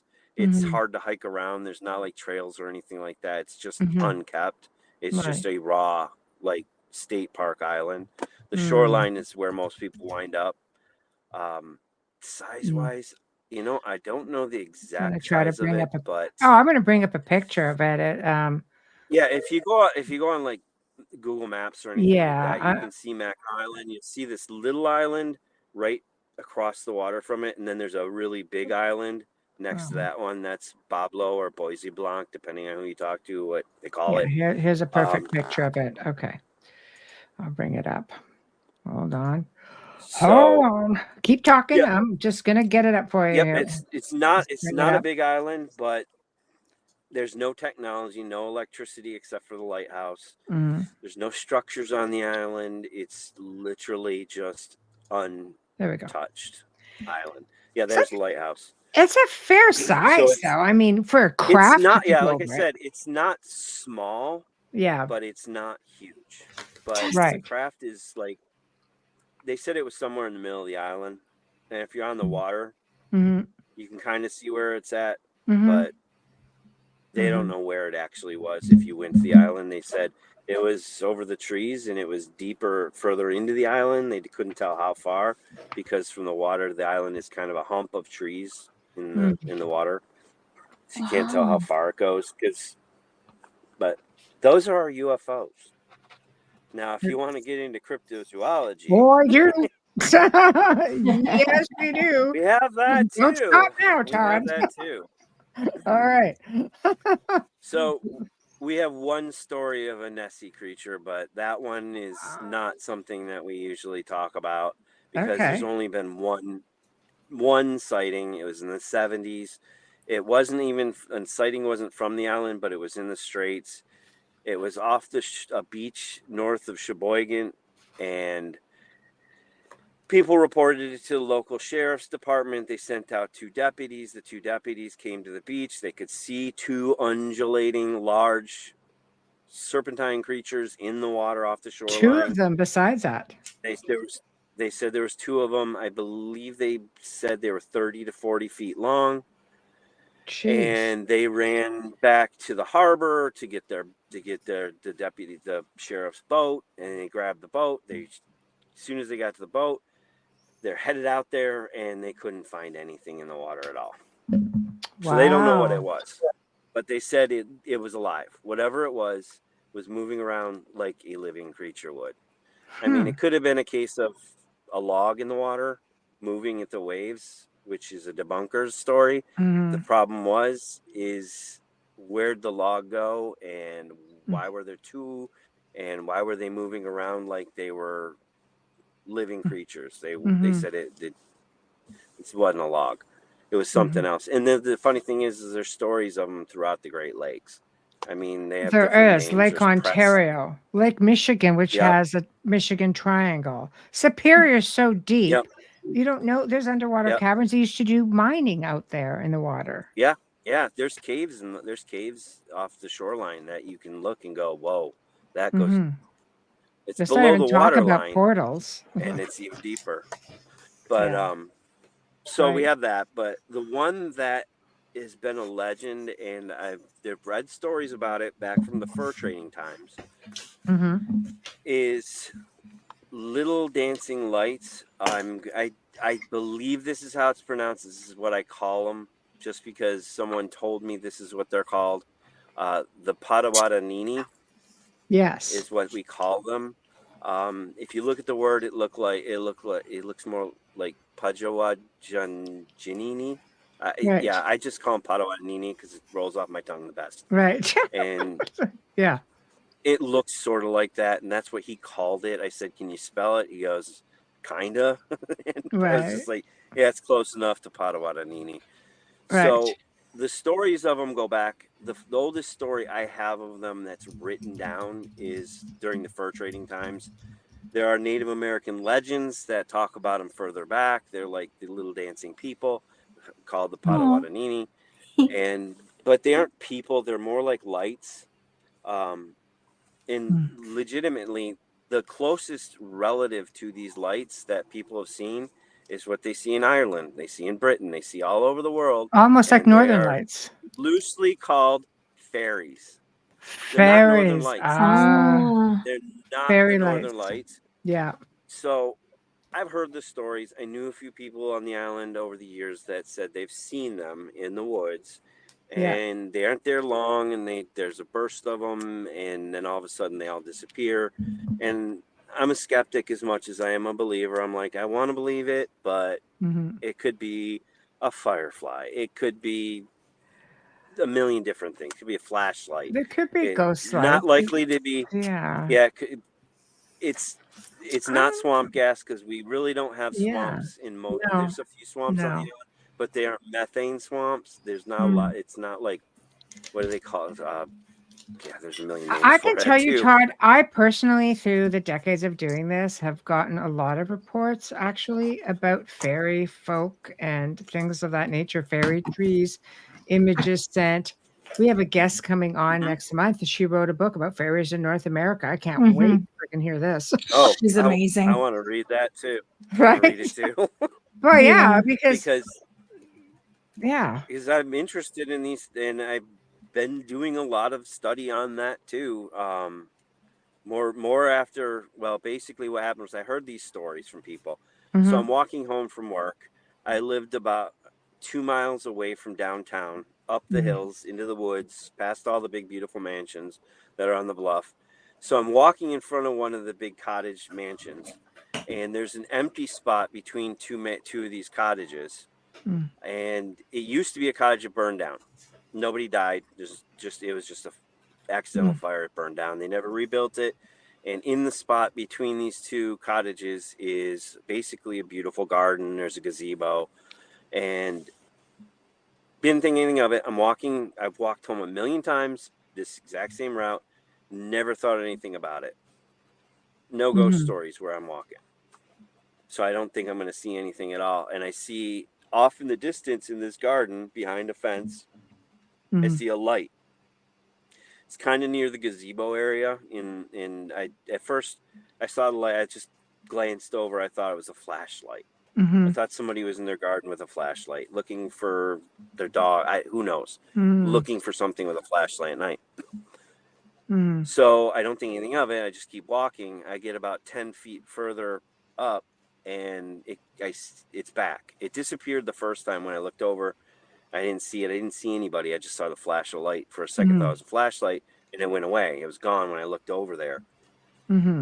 10 feet walking up further, I see it again in my peripheral vision, and I turn my head, and I see this light coming at me at, like, I can't judge the speed, but I would say 70 miles an hour. It was coming so fast. I was like, I'm dead. I didn't know what was coming at me. And it's getting bigger as it gets closer because I didn't realize how far away it was. It was about the size. I know most people don't know what a medicine ball is, but I do. Yeah. It's like it's bigger than a basketball, probably about 2 times the size of a basketball, maybe a little bigger. And it was about the size of a medicine ball, roughly. And it was just this really bright yellow-white light that had nothing else to it. It was just a fuzzy mess of, like, it looked like fog. I don't even know how to explain it, but it was coming at me so fast. And I stopped. I'm just like, I don't know what to do. I froze. I panicked. Thing flew in front of me, maybe 3 or 4 feet in front of my face. And it just kept going. It went, and I'm on the bluff. Now, 15 feet to my left, I'm going up. It came from my right. 15 feet to my left is a sheer drop into the woods and rocks and bluff. And it's, I don't know, 75-foot drop. I don't even know. It's a long drop. And this thing just kept going through the air, out over the Straits of Mackinac until I couldn't see it anymore. It disappeared because it got so far away. I don't know what that would. Now, I heard the fairy stories, and it was exactly the same thing that people had told me. And I'm like, I just saw one of these things with my own 2 eyes. I get home. My roommate looks at me. He goes, "Did you see a ghost?" Because you could tell I was, like, visibly like I was, like, questioning reality. You could see it in my face. And I go, "No, man. You know the fairy lights that one of the other people we know said they saw?" He goes, "Yeah." I go, "I just saw one." He goes, "Serious?" I was like, "Yeah, I don't know what to say." I told him what happened, and I was just like, I was blown away because I was like, when you see something, I mean, I'd done with ghosts, and I kind of get that, but this was not a ghost. This was something physical. It was something fast. It was something that I'd heard about. Well, it could also be like a lot of these orb type things Or also could be they've been seen around cryptids. They've been seen around UFOs, just smaller ones that come out. Yeah, I mean, I don't know what it was, but I went in and then I did what I do. I Yeah, did the deep dive. got it. I deep dove into these things. I found stories about them, talked to people who had seen them, Hmm. and it's basically I found the stories that were coming from Europe of these, and Hmm. it's hard with fairy lore though. When it comes It to is. fairies, there's a lot of fiction. Yes. There's a lot of fiction with fairy lore. Hmm. So trying to find the real stories, you gotta read everything and Read go, anything okay, by this Morgan one's Daimler. real. Yeah. Yeah, Yeah, read yes, anything yeah. by Morgan Daimler. She researches the I crap out of actually have one everything. of the books. Good. Yep. Well, she's And coming on. Fairies of there North are America. good books about fairies out there. There's bad books about fairies out Yes. there. But so I'm reading up on these things, and I'm like, yes, this is exactly what I'm talking about. Right. Yeah. And then I'm reading all the stories about what they do, and there's Hmm. stories on the island about don't follow the fairy lights. They're mischievous, the mischievous little people. They will lead Wow. you to trouble.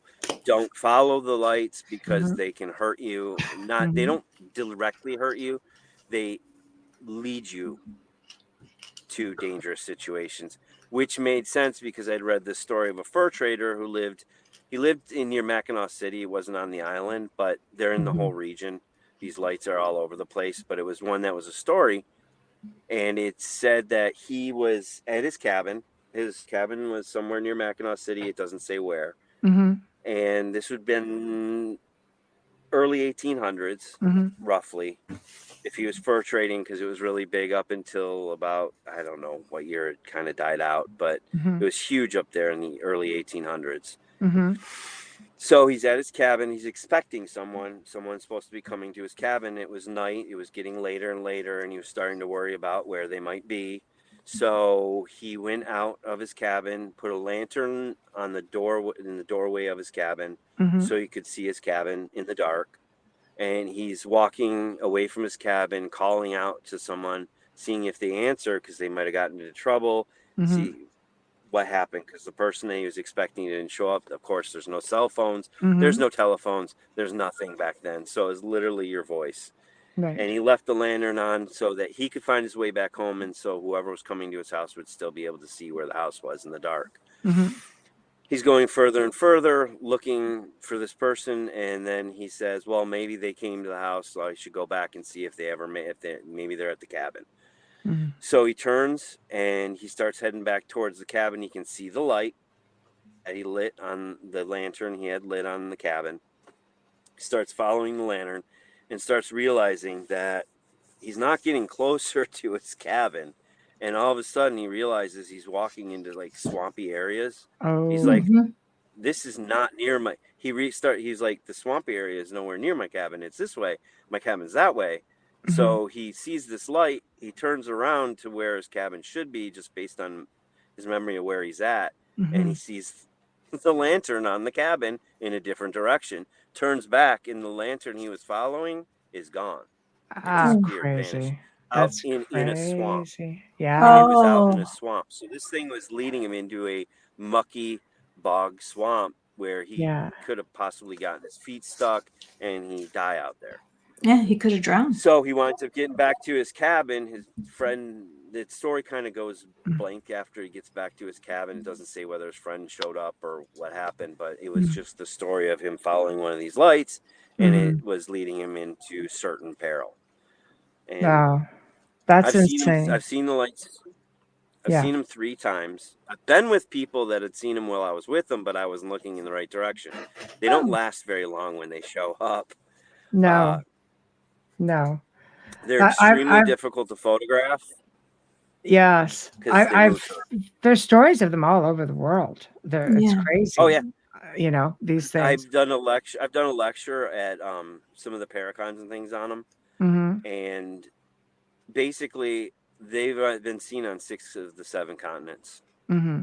The only place they haven't been seen is Antarctica, and there's not too many people down there. There we go. Well, they've been if they seeing all have, the they're not continents. telling us. Yeah. Yeah. Right. Antarctica's got their I own mean, stuff. there's a Yeah. list of names that there's probably 50 different words for what they are. Mm-hmm. Sir Isaac Newton wrote about fairy lights. Mm-hmm. Did he? So, I mean, yeah, I I didn't have know to that. find the actual where he wrote about it, but it was in a book that had mentioned him talking about it and had a little bit of like paraphrasing or quotes from the story he wrote about it, but I Mhm. haven't been able to find the actual writing that what he wrote about it. Mm. Like it's his book. It was just somebody else's book that had written about what he wrote about. Yeah. Cool. That's But crazy. yeah, there's a lot. They've been in recorded writings since the 1600s. So Wow. It's whatever they are, but go ahead. I was gonna say, but so I saw that first time. It was me alone. I'm crazy, Todd seeing lights and he's seeing ghosts and well, whatever. Mm-hmm. The second time I saw him, I had witnesses with me, which was nice. So That's we a went on a bonus. hike. Yeah. I went on a hike with 8 people in the woods. It was just before we did. There was a convention on the island, Paranormal, small one. And I said it was the night before. Everybody who gets there early to just hang out. I'm like, they're hanging out in the lobby. I'm like, you guys want to go look for ghosts? You want to go look for fairies out in the woods? They're like, oh yeah. So they're all game. It's October. They go run and grab jackets, flashlights, whatever they need. I said, make sure you have good boots, things like that, because we're going to go off trail, probably in a few spots, and figure out where we wind up. It's hard. You can't get lost on the island because if you go in the same direction long enough, you'll hit the water. That's the beauty of an island. Beauty. So you can just go and get lost. It's Right. not, you can do that and you'll be okay. Mm-hmm. So we are walking through the woods. Someone swears they saw one in the woods, but only one person saw it. We were walking. So we wind up at the top of Arch Rock, which is this gigantic arch rock right on the shoreline. And it's a full moon out. It's beautiful. It's really windy, but it's a beautiful night. The stars up there. Mm-hmm. We're right next to an international dark sky park for stargazing. So you see everything. I mean, the Milky Way, everything. It's amazing stars up there. Mm. So everybody's out there looking at Arch Rock at night because very few tourists ever see it at night because they do not light it up. So it's lit up by the light of the moon and the light reflecting off of the lake below because you can see the lake from it. And it's just like surreal. And everyone's taking pictures of this thing. And it's just like, this is the most beautiful place in the world. I'd seen it at night. So I was just there to be kind of a guide and see if we see anything. So I wasn't out with all of them while they were taking pictures. And I was standing, there's like a big area where they park carriages during the day because they take tourists to see it on carriages. And I'm standing in, basically it's like a round parking lot. And I'm standing there and I'm listening and I'm hearing all the wind in the trees. And I'm just like thinking, gosh, I sure hope we don't have a tree fall on us tonight on the way back. Because you're hearing the clanking of all the branches. And all of a sudden, I start hearing it. And this is not the fairies. This was something else. I'm hearing Native American chanting noises in wallops. And I'm just like, oh, wow. There's going to be somebody walking down the road. I'm going to see a flashlight any second. Nope. This is October. There's not a lot of people on the not nearly as many people as peak season. And almost no one goes off into the woods in October because there's nobody there. It's not really that safe. It's scary. Yeah. It's not safe for people. It's safe from you fall, you break your leg, For sure. things like that. You get lost. You really don't know what to do. So there's not many people, if any people walking around, but I'm hearing these voices and they're definitely not, it's not English. It's not normal to hear voices like that. And I'm thinking it's someone messing around with a flashlight. I'm going to see it coming down the road because there's nowhere they could go. And it's so dark. Other than the moonlight, if you're under the trees, you can't see your hand in front of your face because the trees block all the moonlight. Because it's pretty thick forest. That's dense. But I'm not seeing anything. And I'm just sitting there staring. And one of the people that was with us knows me and has investigated with me many, many times before. She's like, you got something. You're onto something. What do you hear? What do you see? And I told her what I was hearing. And she's like, Okay, she heard a little bit of it, and then it just stopped, and the wind slowed down, so you're not hearing everything. And everybody else comes over, and they're like, What do you see? What's going on?" And I was like, "I thought I heard Native American like chants and wallop noises coming in the trees, but it could have been the trees rubbing against each other." I was trying to debunk it, but it didn't. It sounded too human for trees rubbing sound. It just sounded too human. But we're all standing there and we're just quiet, like staring at the trees into the woods where the sound was coming from. And then what pops up 50 yards away from us, maybe less?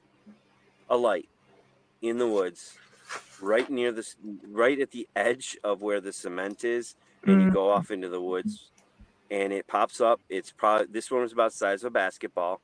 It was that yellowy white fuzzy light. It popped up, came out of the ground, went around a tree a little bit. It was near a fire hydrant, and then just into the tree.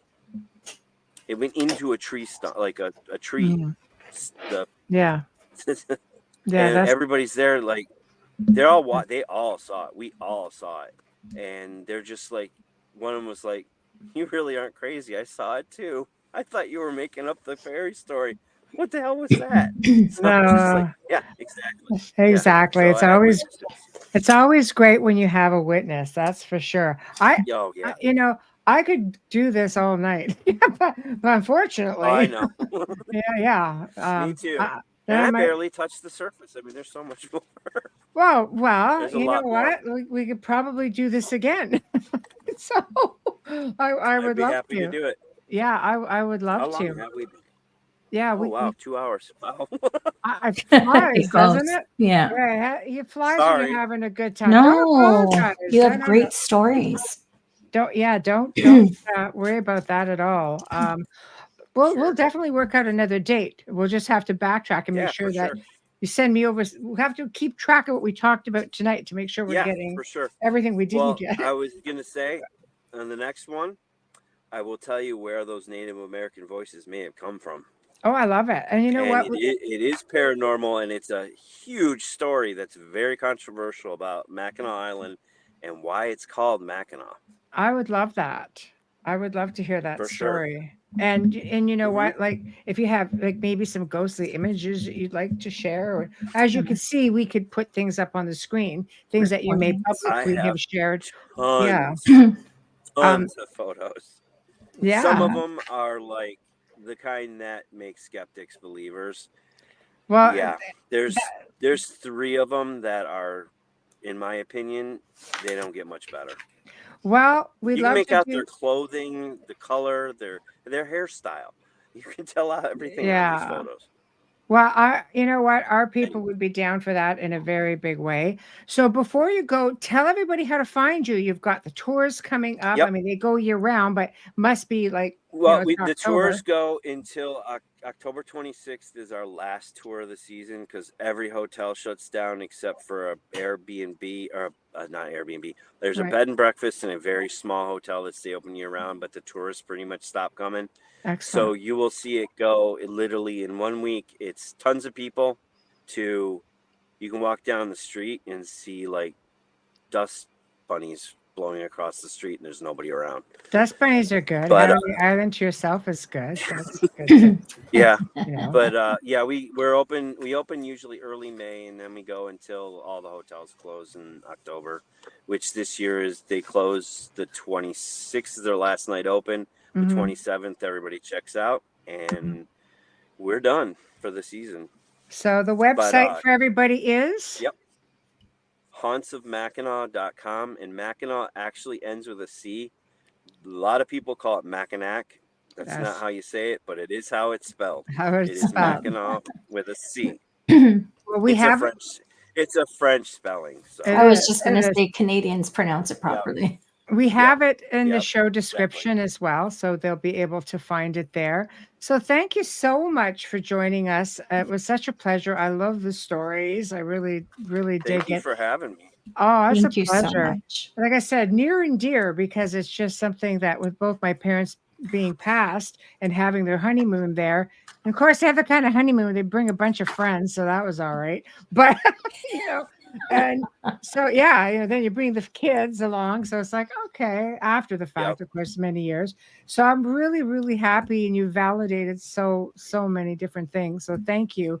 And I will be in touch with you because I would like to book you again. We are booking into January. But Sure. And next time I'll try and figure out why my video is not working. we'll do a test run. We'll do a test run Okay. first. Yeah. Sounds good. Okay.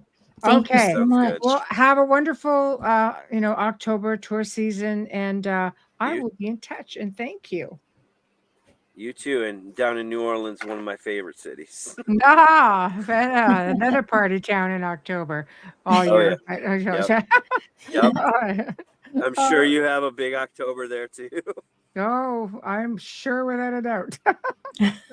Yeah.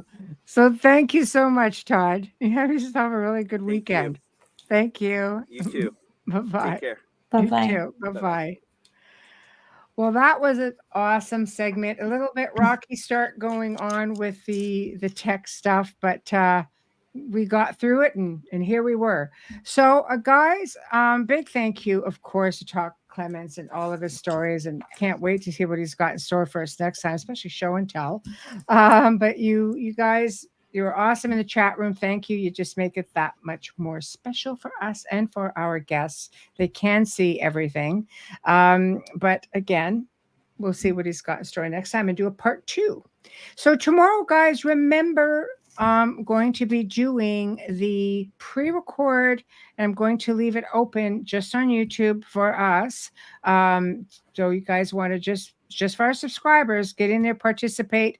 Mark Ollie will be joining us, author, UK archaeologist. He'll be discussing the mysteries of ancient Egypt, the ancient mystery schools. It's going to touch on a whole lot of stuff. Dead Sea Scrolls, Emerald Tablet, you name it, going to be there. So you might want to tune in. And for everybody else, it's going to go live. Well, not live, but the recording will go live tomorrow night, and I will hang out and chat with you as much as I can.